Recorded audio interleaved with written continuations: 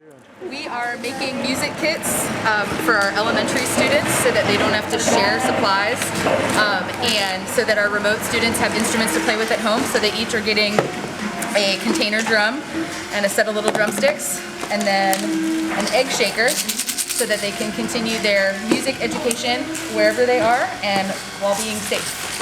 So really excited. We got lots of people from the District Support Center chipping in to help today. And it's just great because we're making sure that, our kids have everything they need and the show still goes on. We also have 3,000 art kits that are getting distributed too. So every elementary student is getting both a music kit and an art kit. And the art kits are actually already prepackaged, so that's really nice. They'll be getting those this week of the situation.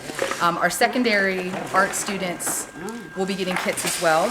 Those are coming in shortly, and our ceramic students are getting some. Our drawing students at the high school already got their kits. So they've been kind of slowly trickling in. We've been battling with some, supply and demand, and everybody in the whole country is trying to get these art kits for their students, and so we're lucky that we got ours when we did because we were told it wasn't going to be until after Thanksgiving, so I was really pleasantly surprised when they came in this week.